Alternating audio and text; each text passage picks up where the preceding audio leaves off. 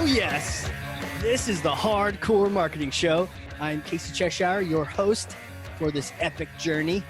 And today's show, sponsored by Cheshire Impact, on a mission to help people maximize their use of Pardot and Salesforce. CheshireImpact.com. Bam. Hey, everyone. Before we get started with the show, I'm excited to announce two things. First is that my book, Marketing Automation Unleashed, is now live on Amazon. So go get it. The second thing is we have a new sponsor, Qualified.com. I'm going to tell you about them in the next couple seconds here, and also how you can get a free copy of my book thanks to them. So who are these people? Well, Qualified is the #1 live chat and chatbot platform for Salesforce and Pardot. Sales reps can have real-time, personalized conversations with who? Your hottest website visitors. So I want you to know, I don't just partner with anyone. I genuinely love these guys. And the platform, we use it at my company. Our sales team loves it. We've closed a lot of deals based on it, had a lot of great conversations with prospects too. So, a lot of marketing these days is what? Hurry up and wait, right? Fill out this form. And then if we pass you over to sales, maybe you'll swap 6 emails with them to find a good time to talk. But what if a prospect is doing research right now and they would chat now? Why not give them the opportunity? So the best part is your company actually decides what leads are worth a live chat. There's a lot of noise out there. You don't want to talk to everyone. So Qualified actually connects to Salesforce and Pardot, and it's able to pull in lead and contact information so you can specifically know if you're talking to a VIP, a VP, a decision maker. It's really kind of like magic. Now, if you don't know who someone is, well, what happens then, Casey? Well, that's when the bots come in handy. Chatbots can then ask questions to further qualify a lead, find out if maybe this is someone you do want to talk to. And they can book meetings while your sales team is out. And they can wake up the next morning with a bunch of meetings on their calendar. Now, here's the promo. If you are a company that wants to give your sales team this ability, right, to be able to talk to decision makers right when they're on your website, do this. Go to qualified.com and start a chat, right? They use their own tool, of course. Start a chat. Tell them that Casey sent you. If you have Salesforce Pardot, when you schedule and then do a demo, they will send you a free copy of my book, Marketing Automation Unleashed. Not bad, right? Well, it's only while supplies last. So hop on this thing today. And that's it for sponsors. Let's get to the show. And there it is. It's recording. So excited. Oh, I get to do this. What a cool job, people. All right, we're coming at you live from Studio B in my coronavirus bunker here in the basement of my home office. And I'm excited to introduce our guest today because he's got this cool combination of experiences where he was on the sales side, crushing it, taking names, closing deals, decides to come to the dark side, or is it the light side? I don't know. Came to the other side, right? And now it's like, oh, marketing is the bomb. And ... he's actually doing both now. So to be able to talk to someone who's embodying the sales and marketing connection inside of him, we're going to be able to extract some cool details. So my guest, he's also got a passion for team building, marketing, content marketing. He's the business development manager at W&M Environmental. Lance French, welcome to the show. Hey, thanks, Casey. I appreciate you being here. So actually, we got bought out, so it's not only W&M Environmental, it's Braun Intertec. Hey, shout out to the Braun folks. Yeah, so we're a division of Braun Intertec. So got it. All right. Well, a big shout out to them. And, thanks for coming on here. And I'm excited. We're going to chat sales. We're going to chat marketing. It's our marketing and sales leadership series. So I want to start the show off the way we start every show. I'm going to pass you this. This is Thor's hammer. It's imaginary because the real one's back in my office. And so here, take this hammer. And take Thor's hammer and smash for me some kind of myth, bogus strategy, misconception that just drives you crazy. Just set the record straight. Sure. Well, I don't know if it's as much of a myth, but it's something that we kind of embraced a couple of years ago when we kind of maneuvered around our marketing philosophy. Is that tasks don't necessarily provide results. So a lot of times people will think they're busy doing a lot of things, but they're not really getting any results. So that's the one thing that we were kind of noticing that, it's like when we have our weekly sales calls or whatever, they're like, oh, I've done this, I've done this, I've done this. But when we go to the results section, they're like, oh, I haven't heard yet. I'm waiting on a call. So, yeah, I think that's the one thing is that, hey, Yeah. just because you think you're busy doesn't mean you're going to get results. So, Yeah, that's a good point, right? Because I think there's a lot of busy work, and I've definitely seen that on the marketing side where one time I had a CMO, no, actually CEO, and he was like, how many emails did you send this month, Casey? And I was just like a wee young marketing lad, and I actually knew the answer was about 1 million. right. He's like, oh, okay. Well, next month, let's send 1.5 million, as if a Now, million and a half more emails. And where are you going to come up with that 500,000? Like it's that easy. Right? So imagine that, like, just send, this wasn't like we weren't selling shoes or anything. This was like IT software. 500,000 more emails to the same people is just going to Right. annoy the hell out of them. Right. And that's the thing. Sending emails is a good thing. And joining meetings is a good thing. But if that's not producing results, and you need to change your direction. And so what we did is we changed the way we qualified our people. So in that way, it was making sure that we're sending the emails to the right people or to going to meetings with the right one. Otherwise, you're just going to a meeting, taking people to lunch and, expensing it. And you're at that point, you could be a liability instead of an asset. So just what did you change? You changed the qualification process. Well, that goes back to we got more back in technology. We made sure that we did some more long tail marketing and we really invested in our website and made it easy for our customer to find us. We did some SEO, SEM stuff, search engine optimization and search engine management to make sure that when people search for whatever they're looking for, that we were at the top. Because I'm sure is that if people are searching for something, if you're not showing up on page 1, in fact, if you're not showing up on the top 3 on page 1, you're not getting clicked because they won't go to page 2. So nobody does. Yeah. So we did a lot of that, and so then we made sure that we were looking at where we were spending a lot of our time. Sure. Like, okay, we're going to business lunches with banks, and we looked at it overall over the year, and that really wasn't giving us the results that we wanted. So we just kind of totally changed that. We made it easier for people to find us, and then once they did, we changed our operations so that we wouldn't lose them, because I was convinced the way it was working was that they were coming to us. Even if they found us and clicked us, when they were calling our number, we lost them because we didn't know where they were going, right? They might have gone to, our office manager, who might have sent them to, a voicemail, and you can't track that. So we kind of changed that. So yeah, that tracking can be a doozy, but I want to go back to your earlier point. You were talking about the activities, and from a marketing perspective, I've experienced that, but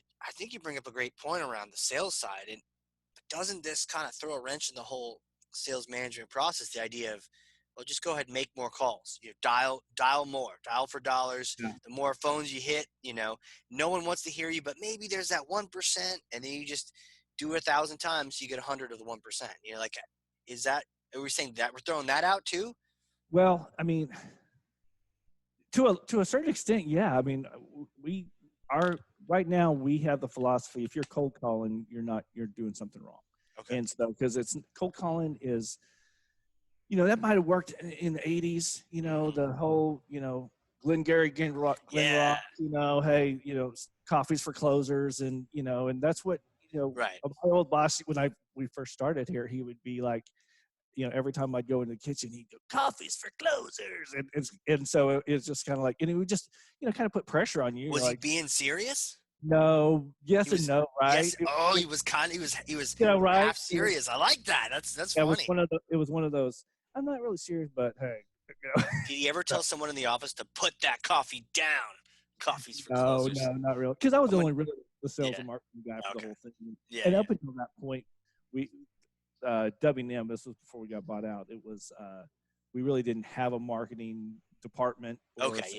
So this is something that we kind of created, because in our industry it's a seller doer, which means that the people that are actually doing the work are actually charge of selling the stuff. Well, we Got found it. out that we work with engineers and geologists and scientists, and that's not their forte. They hate doing it. So why are we asking them to do it? So we Right. just change it up to where we call it, I take it to the 2-yard line and then I hand it off and let them punch it in for the touchdown. So Yeah, I mean, there's a reason they went into geology in the first place, right? Like if they wanted to be a marketer or they wanted to be in sales, they maybe would have done that by now. yeah, and they hate it. Yeah. They hate it. So, but yeah. So instead of forcing them into doing that, you're doing your part on your end to really facilitate so they can keep doing what Yeah. they love and you Absolutely. guys handle it. So when I hand them a lead, or I mean, I don't hand them warm leads anymore. Like, I met somebody at a convention that that we went to, and I met him. You should call him because he said he might need some work in that area. Mm-hmm. No, my job right now is to kind of build that relationship up a little bit, know exactly what they want and why they want that, why it hasn't worked in the past, maybe who they've used in the past, and then Sure. and then so when I'm talking to our experts, I can say this should be a slam dunk. So this is what we should do, and they're waiting for a proposal. So Got it. that's great. So they call. And it's a much easier conversation for them, right? Hey, Lance told me that you are in Houston and you have this project and you need this and you need this and you need this. They may ask some more technical questions. Okay, great. I'll get you a work order, in a couple of days. Mm-hmm. That's a victory for them. If they have to fish and find out what they want, then that's when we kind of lose them. So you really are all but closing it down right before you hand this thing off. Yeah, I mean, it's because I'm not, we deal with a lot of science, and a lot of, things that are way above my head. I mean, a lot of bullshit, that science stuff. I've heard about that. I don't know if it's still real or not. I do a lot. When I go into meetings with them, I say, my job in this meeting is I'm going to smile and nod. And I'm right. Go, that's interesting. And then at the very end, that's when I say, hey, so when can we put together a work order? And that's when they hate when I try to close it. It's like, hey, can we get a work order for you? Or, hey, do you have any other projects that they are like, don't be so pushy. Who brought the sales guy to the meeting? I'm like, hey, that's not being pushy. It's actually trying to, they'll probably appreciate it because then they don't have to go. So, but yeah. Well, you need that. Yeah. You need that person there in the room. Somebody's got to ask for the business, or you may not get it. Everyone's just kind of hanging out. It's like, we're not here to just eat Danishes, people. Yeah. And if we hear one more time, I sent him an email, I'm waiting to hear back. It's just like, right. You're not, yeah, that's not a next step. Waiting to hear back is not a next step. I'm waiting to hear back. And it's like, so, but yeah. How so that's interesting. So how does that work if you get asked a technical question? You got to then go refer to that person? A lot of times I do. A lot of times I can talk at maybe a 201 level. Over the years I've learned some of the lingo a little bit. And sometimes I even surprise myself. Sometimes I don't even know if that's right or not. But I just ask enough questions, and so they, a lot of times they don't know either. The customer doesn't know either. They're in a position that, hey, I have to get the city says I need to do some vapor mitigation, work, and I don't know what that is. I don't even know what it is. Yeah. And so they're relying on us, and so I'm there to make them feel, oh yeah, we can absolutely take care of that for you. And then I build our expert up, and then it's like I said, that's when it's finding out what they want to do and actually finding out who is making the decision. Yeah, that's a huge thing. And if tell me about that sales, that's like, because sometimes when we're talking to the person that is in charge of getting the project or the work order, they're not making the decision. They're doing it for somebody else. Very rarely I'm just like, hey, I'm the guy that's going to sign the contract. Right.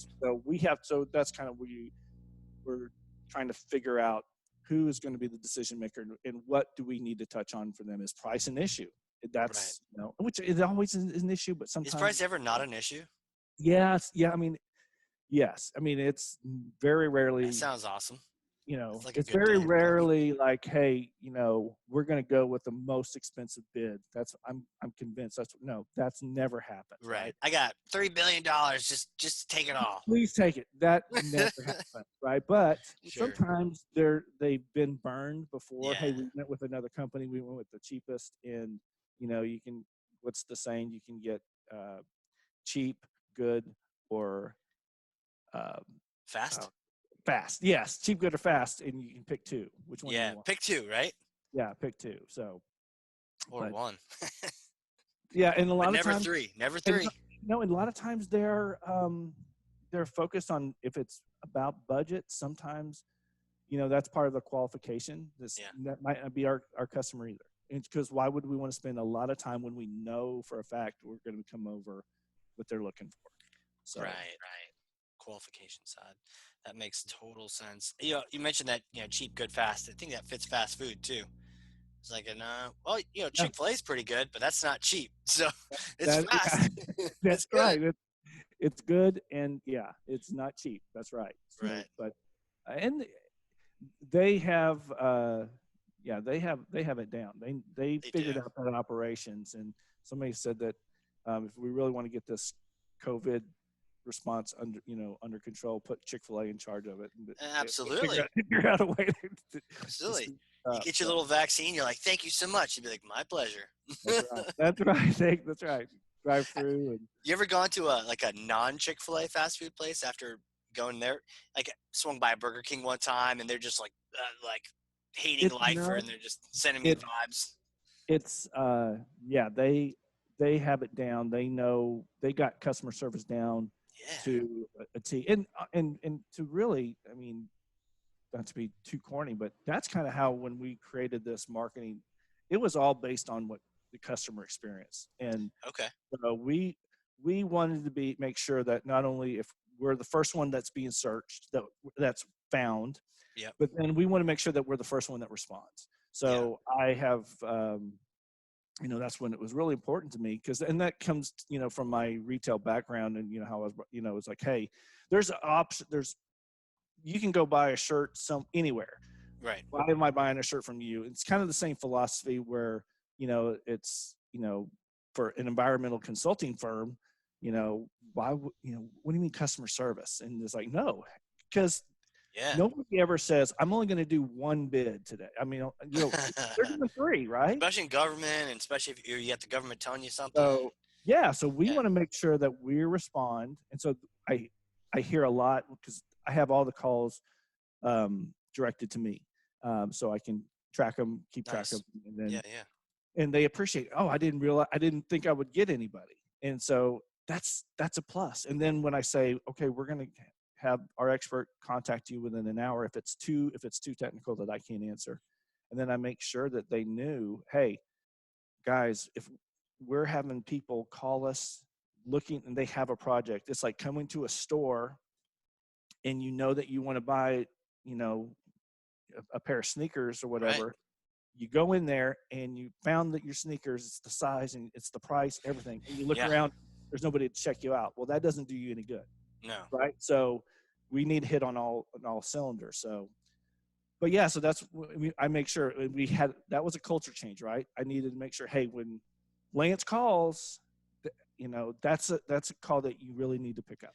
And not to be like it's, but I'm like, all you. because if No, I'm it's calling the function. the customer, Yeah, because you're the champion for the customer at that point, and you're just sharing some expectations. Like people have expectations from all their other experiences, and they're like, I didn't think I was even gonna get a human. I thought I was just gonna leave a voicemail or because right now where we live, in the world that we live in, that's what's happening, right? Yeah. You call anybody, you're getting an automated voice service, which I cannot stand automated. Yeah. So I just want to talk to a human, and maybe because I'm old and old school, I don't know, but if I'm talking to a human, that means I'm feeling like I'm on the path to getting my project done. So. Right. Hopefully they know what you're talking about and they can help you. But there's two things. One is I didn't think I'd get anyone, and then the fact where they ask you a tough question, you're like, I will have them call you within the hour. Like it is 10:53 right now, literally within an hour. Yeah, you'll be on the phone, and you fulfill your promise. Like that's gold right there. So yeah, so my goal is to get them talking. So then they have, because you need it's like 5 touch points to close a sale, right? So you tell me. You're the master here. You need the a Jedi warrior. You need to touch that that contact 5 times, not literally touch them, but, touch that person 5 times, whether it be a call, email, to close that sale. Sometimes it takes longer, sometimes it's shorter, but that's kind of the expectation. So, if we can in the first hour have at least 2 touch points, then I want to beat the other companies, because the odds are they're not even going to talk to anybody before. My other one is that they're going to get a work order or proposal. If it's plausible, sometimes it's harder. They're going to get it within 4 hours. So, wow. Let me tell you, the engineers and stuff, they hate that when I say that, because it puts a lot of pressure on them. Yeah, it does. But now sometimes I go, look, I want them to either know that they're going to get their proposal in 4 hours, or they're going to have an expectation when it's going to be due. Because sometimes the project is really technically, complicated, and it takes longer to do that. I get it, but I want you to tell them you're going to have it by X at 9 o'clock in the morning, or whenever it's going to be. Right. And because they know I'm going to call and say, hey, did we get that out?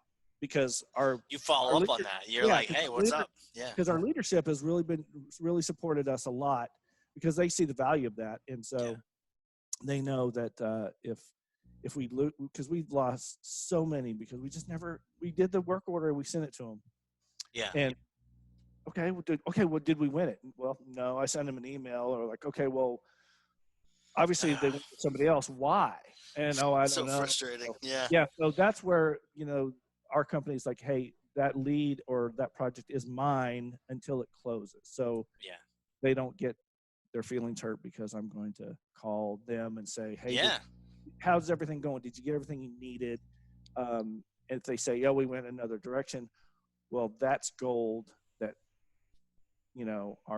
our guys aren't going to do. They're not going to say, hey, why did you go with somebody else? Yeah.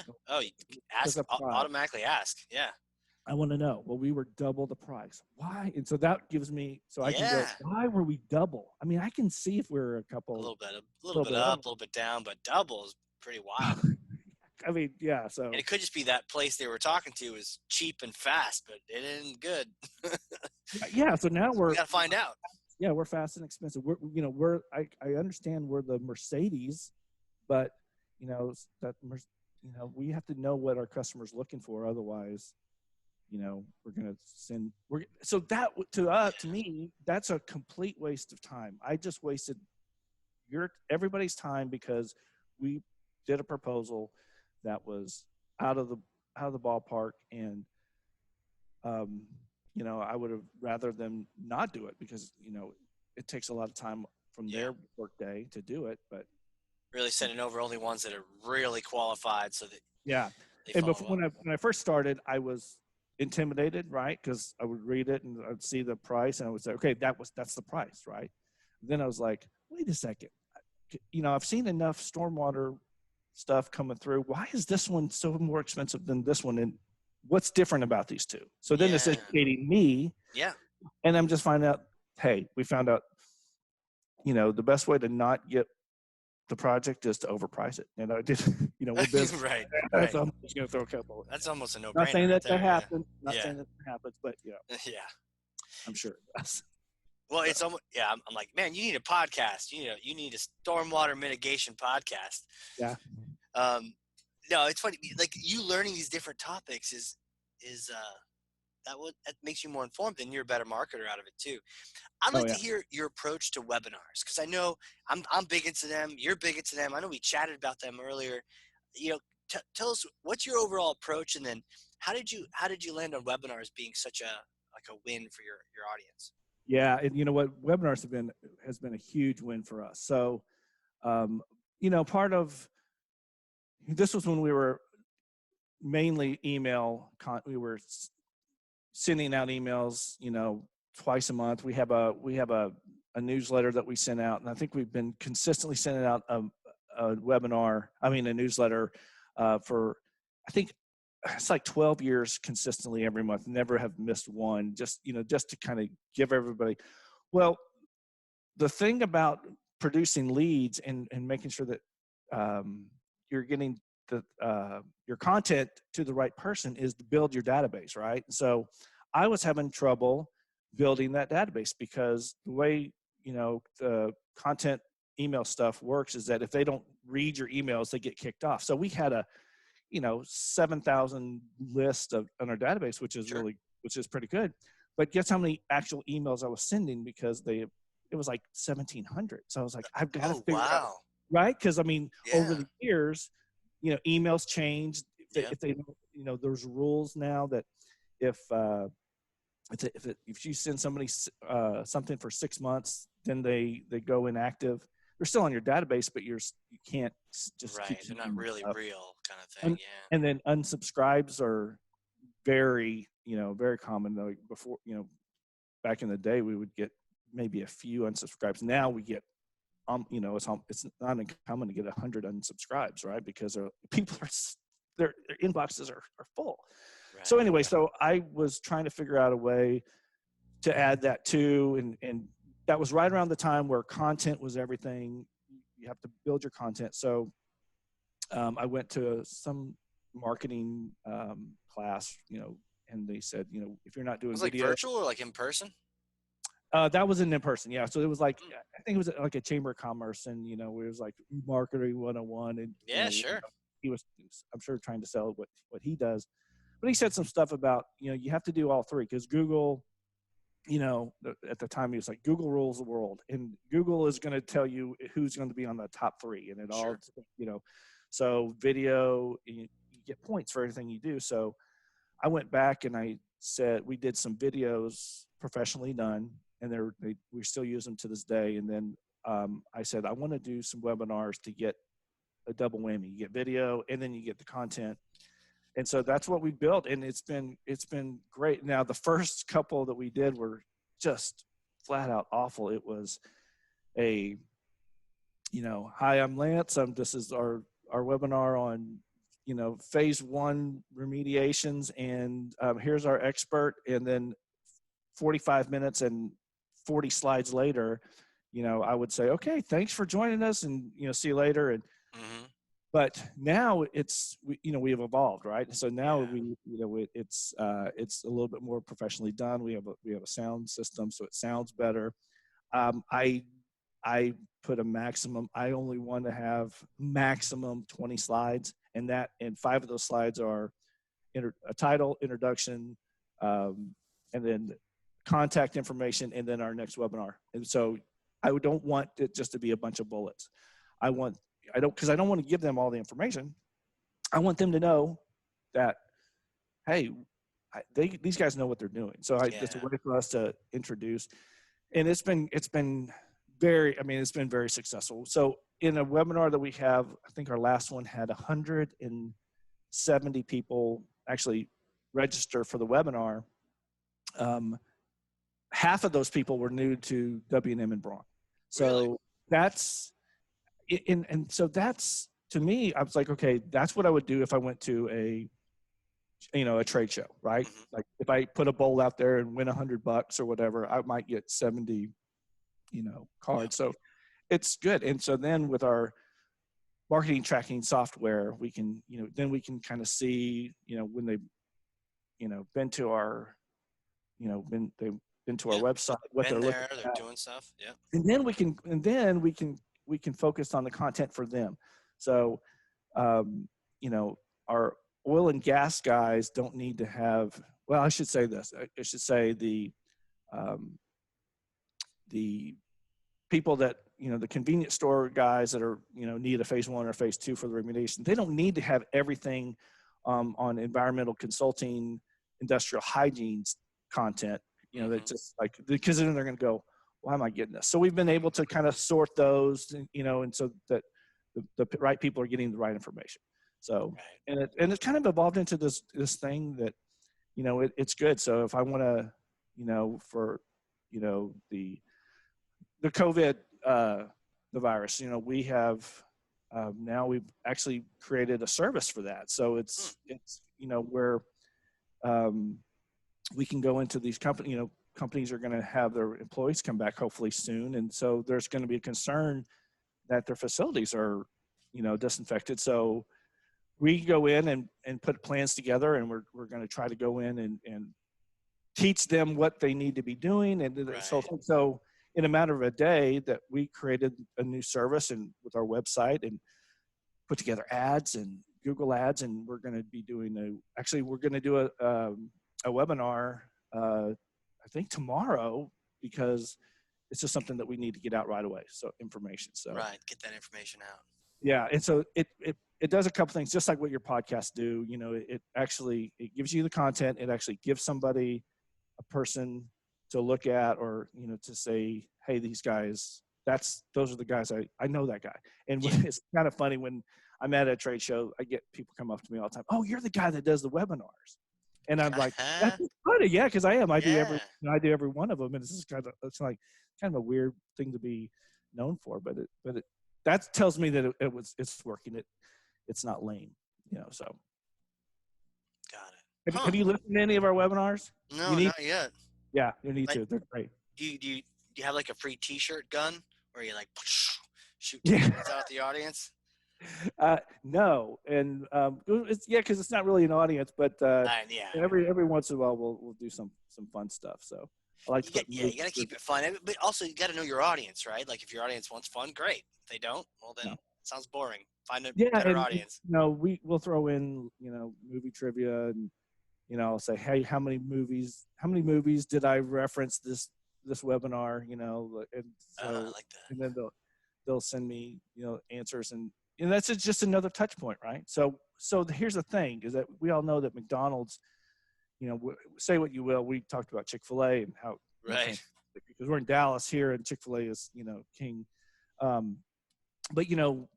the one brand that of first and foremost is, like it or not, McDonald's. And, that's because it's been drilled in. McDonald's is, the number one fast food company, in the world. Mm-hmm. Well, that's brand building. So, how can we do that in the environmental world? Well, it's like, we want to think, hey, I have a stormwater, we need to be thinking of, who does environmental work? No, we want to do, I'll call the guys at W&M. And that's harder, but right. It's, but over time it'll work out. Yeah, interesting. What do you see coming around the bend? Anything in the future that's got you kind of intrigued, or, worth a second look kind of thing? Well, this is going to be interesting, because I was going to ask you about that. Yeah. See what your take is. But the one thing that I'm excited about or intrigued about is the chat box. Yeah. You see it more and more, and we're looking at possibly, adding that to our website. It's, it's not as easy as just buying it and putting it, you have to do it correctly. You have to do it right. Yeah. It's a lot of work that you have to make sure that you do it correctly, because otherwise it's just another obstacle, yeah. It's another obstacle to get to your client. And otherwise, and so, well, what do you see? I mean, what do you see? But because technology changes. I mean, we're talking about chatbots now. This time next year, that's old school, right? So, What are you seeing out there? I was chatting with someone the other day who was like, if all marketing has to look for is conversational marketing with chatbots and doing something different with your SDR team, like, what are we even doing? Where's the innovation? And it's a little dark and cynical, which can be fun. But you know what? It's hard sometimes to look in the future, because I'm kind of looking at like the next week, and we're like all sort of just this COVID. When's the next time I can get out of the house? But I think the thing that is happening behind the scenes is that the B2B and the B2C, like, some people say there's not a difference, you're just selling to humans, but there is a difference. There's the considered sale that takes a process, that takes a while, and then there's that like knee-jerk reaction, yeah, let me get some of that. Like Instagram. The other day for me, I think I bought 2 things on Instagram in a row from ads on Instagram, and it was about to do a third, and then I was like, someone take this phone away from me. Like, they figured me out. Instagram, no one else has. Facebook has it, and they're owned by the same people. They figured me out, and that's what you want ads to do. You want them to just like speak to your soul. They did. And I was buying a gift for someone. I was buying something for myself. I was like, oh no. So that kind of just happens. You're like, you know what? I want to get that. Maybe I've seen it before, and I just want to get that. And then there's what you're talking about. Like you got to research. You might go talk to a couple of vendors. It's different. It's like when I go to buy running shoes, I know for me it's Asics. They fit my fat Frodo feet, right? So I'm going to go there. I'm going to probably buy the same damn, shoe brand and design and everything because it's the right thing. But like, I need maybe a brand hit to remind me that I'm going to go do it. Whereas when we're selling these complex sales, like, and that could be to a consumer too. Like college can be a consumer sale, but it can also be a considered sale. And so I think what's happening is on the B2C side, we're getting really slick. Like we're used to Netflix. We're used to things just working. Amazon, I wanted a big tub of treats from my home office here. They arrived in a box and it's magic. And so because we're used to that, I think some of our buyer expectations and our buyer behaviors have been crafted a little bit by that experience. And we want to feel more of that love on the B2B side. But that being said, you can't completely replace it. And people still buy from who they trust, right? So all these things we're talking about, the webinar, the chat, if we do it right, it's all just trying to, and then your phone calls immediately, and then delivering on your promises. I think these things are all just building trust. So as much as we can try to make cute websites and all this, that like it comes down to trust on that considered sale. Like, my goodness, I've never bought this before. Am I going to get fired if I do this? Yeah, because we can be number one on every keyword on the internet. And if they're not able to get anybody or to talk to anybody, what good is that? And so we're people tell me all the time, why aren't we number one on this one? Well, one, it does take time to be number one on that, and so because Google Ads, it's not just an advertising agency, it's actually a huge auction block. It's like the largest auctioneer company in the world. And so I was like, well, we can pay $10 a click for that, but we don't want to pay $10 a click for everything because it's ridiculous. But the long tail stuff, right, that you talked about earlier, we might want to pay more for that because that click, it might have cost us $10, $13, but if we get that project, it's worth $50,000, right there. And so that one might be worth to being at the top. So it's a balance, and you got to really know. And honestly, you really got to find somebody that knows what they're doing on Google, because we talk about technology changes all the time. Google changes their rules constantly. So that's one area where I don't feel bad about saying I have somebody else do our Google ad work. So. Right. Yeah. There's all those different aspects to it, right? And you want to get an expert in there, and it's kind of like you're competing no matter what you're doing, and competing at content is one thing, but when you're competing on AdWords, stakes are high. It's like going to a casino with nothing but cash and don't know how to play poker, and they're going to teach you at the table. Sure. Good luck. Yeah. Very expensive lesson, my friend. Just might as well just take your money. Here you go. Just donate it. Donate it. Oh man. Well, here's my question. Who are you? Did you know you're destined for sales and marketing and creating trust in your customers and that kind of thing? Take us back to like little Lance days. What was it like being you growing up, and what, how did it go?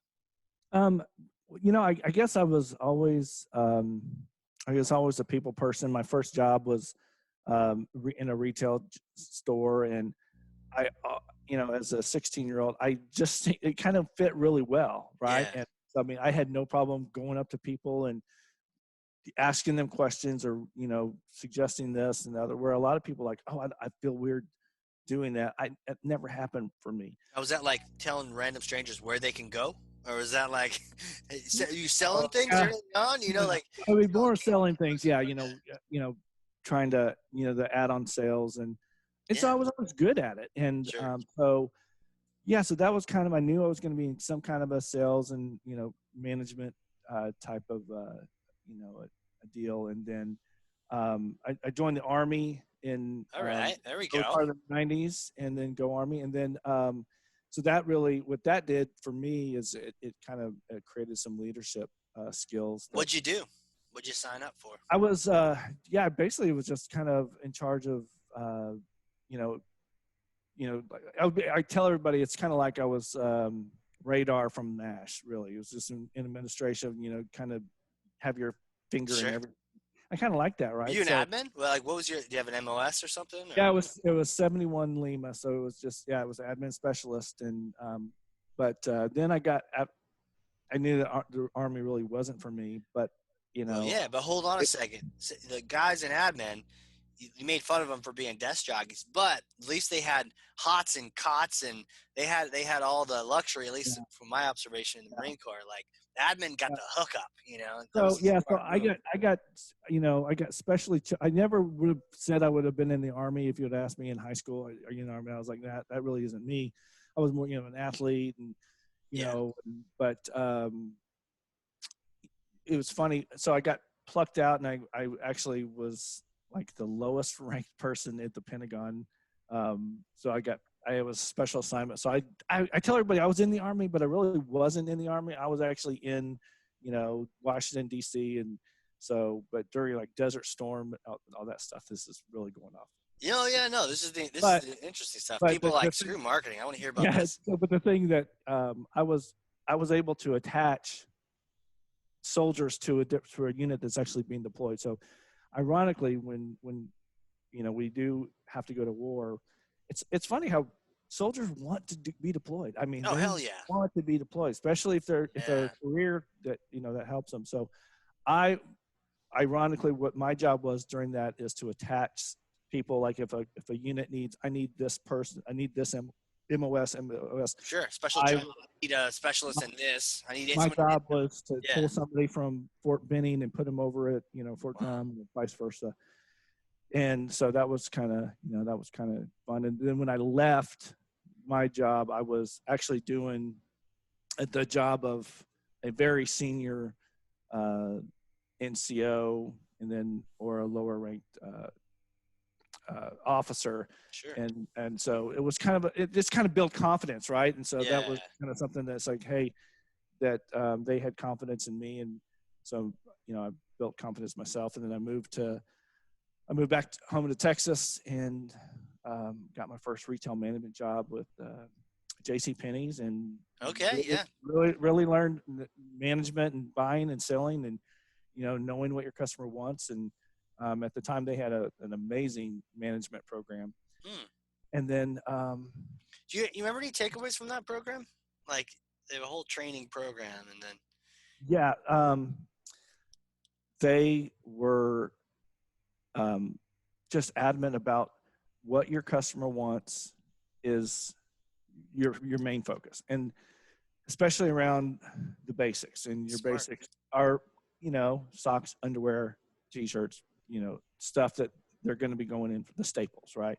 If they go in there and they don't find the basics, they're going to go somewhere else and buy everything else. Right. So so you always need to make sure that you knew what was on your floor. And so that was a lot of responsibility for a 24-year-old kid, knowing exactly how many size 32 men's underwear you have. Sure. No, and it's just you're right. If you run out, well, they never have my size. Yeah, I'm not going back there. So it's just and that what's taught me what what's the word? Oh, I'm slipping into my old age, I guess. But you need both, man. Feels like a Friday, doesn't it? Every day feels like a Friday. You're right. It's the credibility of integrity, the integrity of your inventory count, right? So if your inventory count is not right, you're screwed. So making sure that you're putting the stuff out that they're wanting. So and then I moved on, different jobs, and it was still in retail management. And then I got into some property management, property development, actually, for a company when I was in the Northwest, Michigan and Wisconsin. And so that was my favorite job. I mean, that was my favorite, where you go in and you build, I think I built, everything said and done, over 30 stores, and it was different that we actually bought the property. You bought the property. I was in charge of working with the construction company, making sure that working with the cities. And that was really my favorite. And then making sure that the operation's up and running, and then you hand it over to your managers, and then you just let them maintain it. And then I had a friend I played golf with who owned W&M Environmental, and he was saying, "Hey, we're looking for a marketing team," and I really wasn't looking, and but one day I said yes, and I'm really glad I did, because this is really kind of what I really enjoy doing. I really enjoy, where I said my favorite job was, the property development, is because, my, I don't know what, um, traits for myself is, going after something that isn't there, and building something out of, not out of nothing, but building something. And so that has been, where I can, if you ask me what's the most thing you've been proud of, I would definitely say, building the marketing department for W&M. And that was eventually bought by Braun Intertec, and they actually they started mirroring what we did. And we were a small company, and they were this big company, and they were so impressed with what we did. And I was a one person show. It did add a marketing manager, a content manager, right when we got bought out. But then they were like, hey, they really like the way we did things, and so then they're actually putting it into play at Braun. So that's pretty cool for me. That was pretty cool. No, I mean, building something out of nothing, sort of forming it from scratch is really cool, whether it's a team or something physical. Here's a hypothetical for you. If you could find a time machine, I may or may not have a time machine in New Hampshire here. Can't use it now because of COVID, but this thing clears up. If you want to use my time machine, go back in time and meet yourself. Either you just got out of the Army, or anytime really, just right out of high school or whatnot. If you could advise yourself anything, you've done a whole bunch of different kind of jobs, you've built things from scratch, what would you tell yourself? What kind of advice would you give yourself? Okay, great question. And I guess in different times of my life, I would definitely go back and I would change. I wouldn't have taken that job, or I wouldn't have gone that, or I would have studied more in school, or I would have, done this, I've done that. I guess where I'm looking at now is how happy I am right now. And I'm very happy with what I'm doing and what I'm, nice. I like it. I have a great company. I think it's huge to work for, because they, when they trust me, and they know that I'm going to try to do the best for the company, and to ultimately produce sales. But as far as, so if I enjoyed and I'm happy with what I'm doing right this second, then the path that got me here was actually the right path, right? Mm-hmm. So, I would probably go back and tell myself, hey, you're going to have some rough times. You're going to go, but you just have to trust yourself, and it's going to work out. Now, right. I might have not worked for a certain boss at one point. Save yourself that one. Yeah. And I would probably tell myself, hey, get more in the technology stuff early on, and work, because we're all pretty, I think we're all getting technical savvy, for a certain point. But I mean, to really understand what's going on, I might have, paid attention a little bit more with, computer science a little bit. So. Yeah, And now broadcasting, I really wish I would understand my soundboard. I do not understand my soundboard. I know. I don't think anyone does. I think even the guys at concerts, they're just tweaking knobs. They don't actually know what they're doing. You watch those shows about a recording artist, and you see this big I go, how I have like 12 those little slidey things. You have a bunch of sliders. Oh. Yeah, I have. Yeah, it's a pretty cool little soundboard. I know what one of them does. Did you do that yourself, or did you get someone to tell you the settings? We hired a guy that was doing we decided to take our webinars up a notch, a little bit more professional, because doing them over the phone or over, on a one mic, one person sounds good, the other person sounds like they're in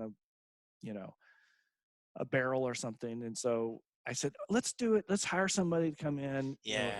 And he had all the equipment, and it sounded fantastic. And then I looked and I was like, well, I think I can buy all that stuff. And he helped me set it up. And basically, the way the buttons are now is exactly what it's going to be a week from now, and a month from now, and a year from now. So you don't touch them, because if you do, there's no way you'll get it back, right? I mean, I have a master thing with it can do different settings on sound, and I don't know. So, but yeah, I wish I probably need to take a class on how to do that a little bit more.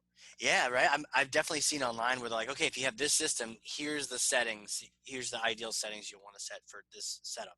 Like this +3, -2, you got to figure out all that. That craziness.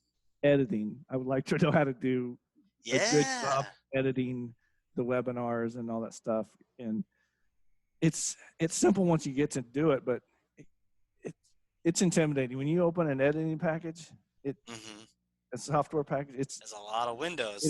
You're like, at. I don't know. Yeah. There's a lot of those little squigglies. I'm like, what? So, but anyway, it takes time. I remember doing some of that in school, and you go, oh, that's like a 3-minute video project or a 1 minute, and it might take you hours. And if there's no windows, you go into the editing room and you come out like the next day. And you're like, wait, it's the next day? What happened to the nighttime? Right. Exactly. Edited right through it. But yeah. So, but anybody that's wanting to get into marketing, I would say right now is work on your writing skills. I know that the content, because like what we found in our service field is that I can't write all of the technical stuff, and it's almost impossible. Not almost impossible, but it's really, really hard to ask one of our scientists or engineers to say, hey, can you write a blog for me about this? Because we look at, what I do is when I keep track of all the